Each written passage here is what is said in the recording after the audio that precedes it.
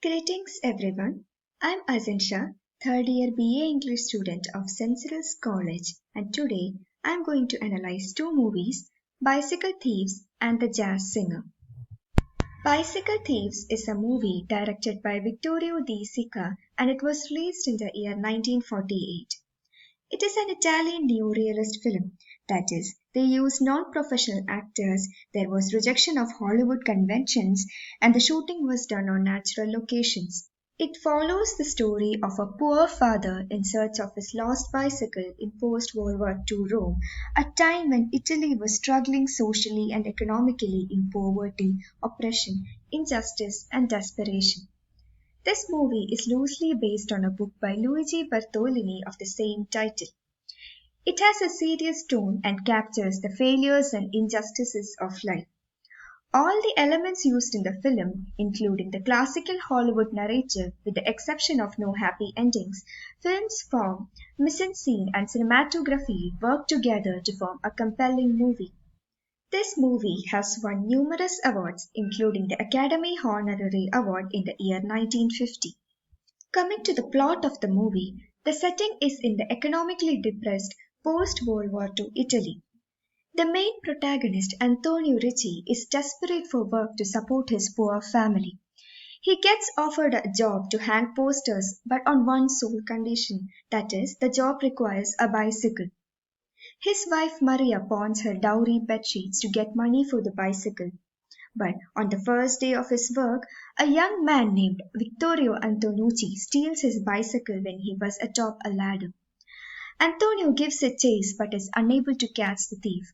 So he goes to the police and the police files a report but doesn't take the case very seriously.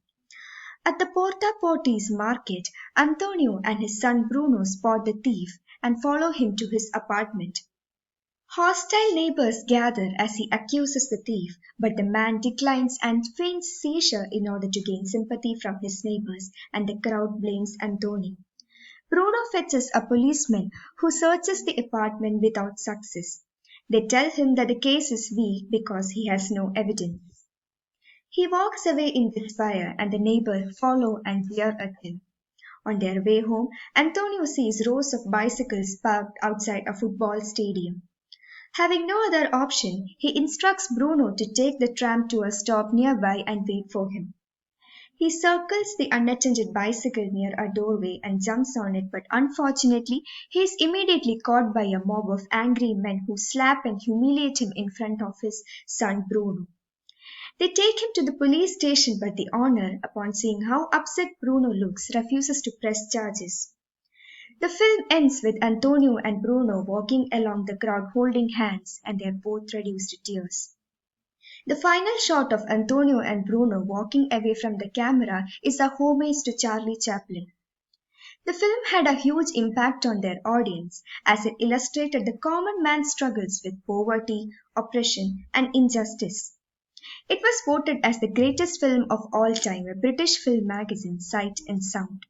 The next movie we will be discussing is The Jazz Singer, which is an American musical drama film released in the year 1927.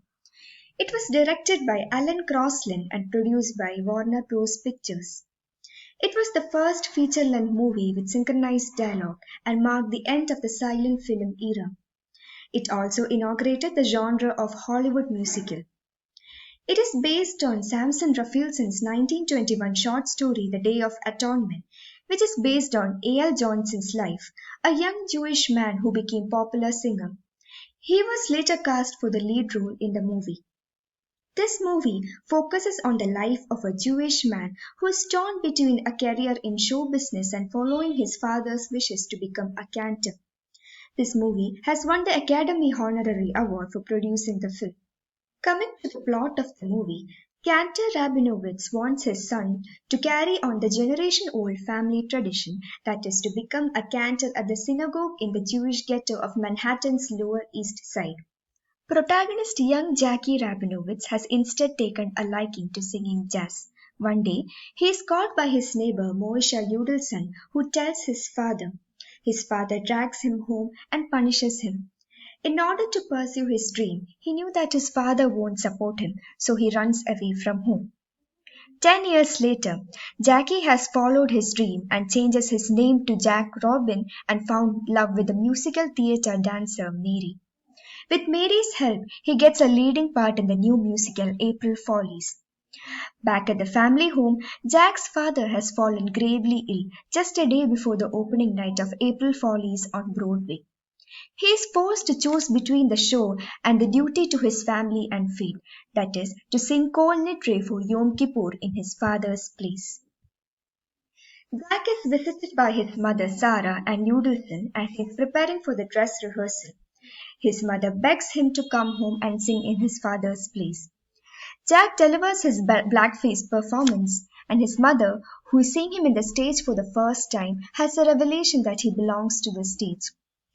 Jack returns home afterward and reconciles with his father. His mother suggests that it may help heal his father if Jack sings at the Yom Kippur service in his stead. Mary comes with the producer and warns him that he will never work on Broadway again if he misses the opening night. Jack is stoned and doesn't know what to do, so his mother tells him to listen to his heart. Jack chooses to sing Kol Nidre in his father's place, who listens from his deathbed and speaks his last forgiving words. Mama, we have our son again. Later, Jack appears at the Winter Garden Theatre as a feature performer, opening for a show called Black Room, and performs the song My Mummy for his mother, who is sitting in the front row. This film was a major hit, and it signified the start of the golden era of the talkies and highlighted significant financial possibilities of big budget motion pictures. That's all. Thank you for listening.